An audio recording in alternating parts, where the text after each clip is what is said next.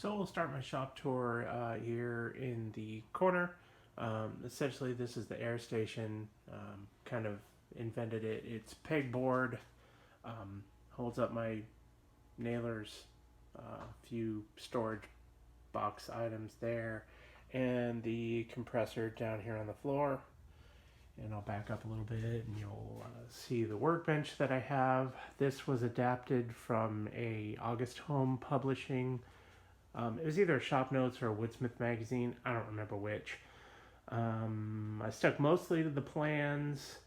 A little bit of it I kind of came up with on my own, like the wood storage there. I went ahead and made it go all the way back, so it goes back about 2 feet, holds shorter boards, that kind of thing, and then put on some pegboard on the outside of it to hang up the drills and everything that I seem to get to the most often. Pegboard's one of those things. I think a lot of people love it. A lot of people hate it. I think when it's painted, it works pretty good. And really, in my eyes, the key is to get decent hardware.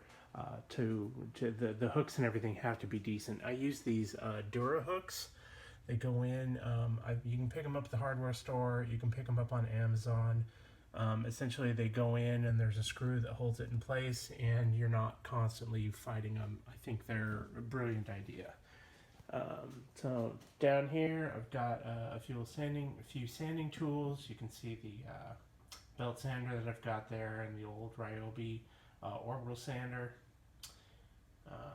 Over here, probably the most recent tool addition, or second most recent, I guess, would be the rigid joiner that I picked up. Got it on Craigslist. I think I paid under 200 bucks. Couldn't be more happy with it. Works perfectly. Router station got over here. You can see it was kind of designed around the Anchor jig that I bought. This was an adaptation from the Woodsmith magazine article that the shop cabinets and everything were created on, but it's completely my own design. I wanted to get all my router accessories and routers and everything in one place. So it's worked out really well so far. Noisy, as all routers are, but what are you going to do, right? So over here, table saw station with an extension table. Also kind of made the extension table up. It's the Bosch table saw. I love one of the new Reacts table saws, but 1,500 bucks is a bit out of my price range right now. And as you can see, I got to share my shop with kids' toys and stuff. But this was also a Woodsmith magazine design. Shop Notes and Woodsmith. I tend to just love their designs. They've got a really good design team there. Unfortunately, Shop Notes is folded, so they are no more. But Woodsmith magazine's still around. Hopefully, they'll just keep bringing out these great shop ideas and great designs. But it's got these little flip levers on it. You can flip them down. The thing's easily wheels around without any problem. I made 2 of the tall cabinets. Hoping to get doors here on the front of the this one here to just kind of hide the junk. So it's really become a junk gathering area, but I do the best I can to try and keep some semblance of organization in there. In the other cabinet there, I've got that's my desk collection down there. I've got a rigid 12 gallon shop vac in there. And stores quite nicely, helps quiet it down, because honestly I hate the noise of a shop vac.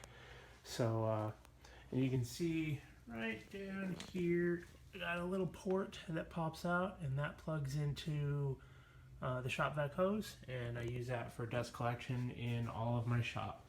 I'd love to have a cyclone separator or something like that, but don't have the space.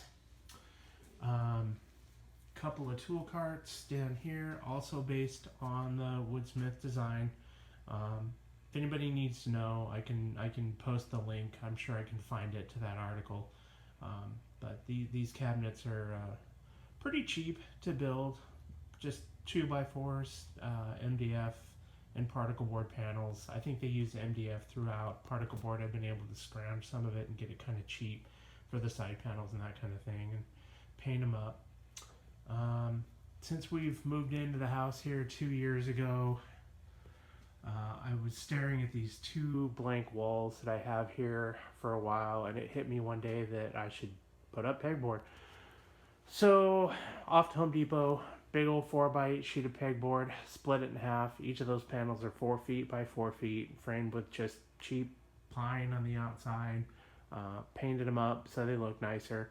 Um, Finally got the idea not too long ago to get my cordless saws all in on one place, and created that little station for them. Also worked out pretty well. You can see my dust collection hoses and accessories there that are too many to list, and I should probably get rid of some of them because I don't honestly use it all. So, as I sweep around here, a couple of sawhorses that I build. Don't love them, don't hate them. They were a fun build and out of 2x material, but they don't fold up or anything like that. And sometimes when space is a premium, they're just kind of always out and always in the way. I've got some. These are actually wall cabinets, but I've got them stacked up. Just my own design. Got lucky. I was working for a place that had some spare plywood, and I brought home a bunch of these plywood panels here. Sized the cabinets according to the size of the panels that I had, so they were built almost for free.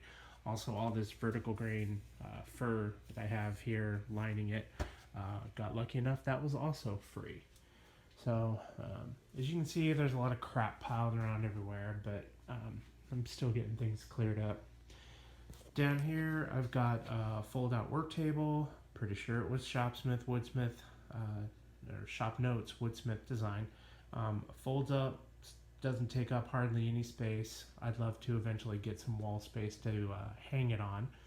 I think, as with everything, shop organization is a constant challenge, and I think there's two camps on that. There's guys like me that we want our shops to look all pretty and pristine, and everything has its place, and be this kind of almost like industrial design looking kind of thing.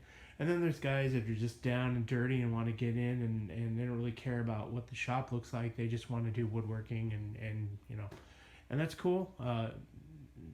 There's no right or wrong way. It's whatever works for you. So over here you can see I got my chop saw station. That was one of the newer ideas that I had in the couple years that we've been here. The cutting base itself was, again, Woodsmith. I just shrunk it down to fit the smaller saw, and honestly, I've been really surprised, but this Ryobi saw works very, very well. It'll cut a 2x6 down, just barely, but it will.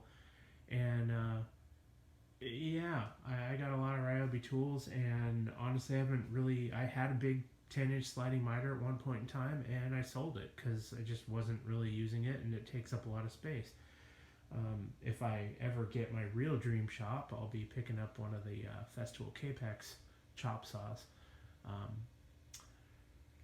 And then from there, I'll just kind of back up, and you'll see that I've got wood storage. I bought a bunch of these brackets from Home Depot.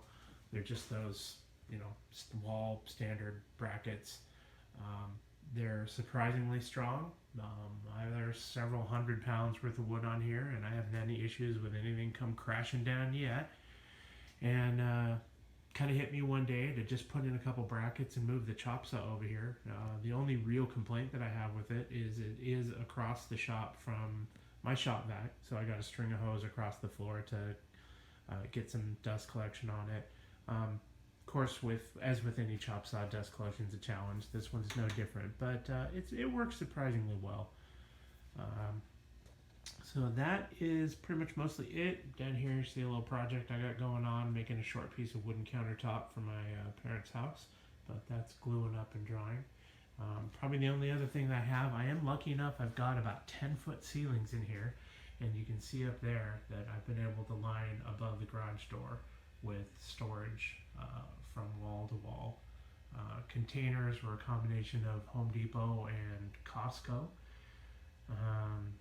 They've worked out really well, holding everything that I'm throwing up there. And I guess maybe the only other improvement that I would talk about that I put in was the shop lights. These are all LED. I'm a huge fan of LED, and so I went ahead and, right there was where there was originally just one of those cheapo outlets that had a single bulb in it. And there was one over here on the other side as well. And Costco has had these LED lights. I paid $30 to $35 a piece, and I've seen them on sale now for as cheap as $25 a piece. They're an absolute steal. The bulbs don't come out of the fixture or anything, so when they eventually wear out 10, 20 years from now, I'd have to toss the whole fixture and put up a new one. But probably the biggest cost was getting all this surface mount electrical stuff. I am not an electrician. I just kind of know the basics, and was able to go ahead and wire those in. Out here in the shop, I had 2 circuits powering the garage, which was just barely enough because I cannot run the table saw and the shop vac on the same circuit. It'll trip the breaker. And I'm living here in the Northwest. Gets a little bit cold. I don't tend to come out and work in the shop too often during wintertime, but I do. I get a hair and want to do projects.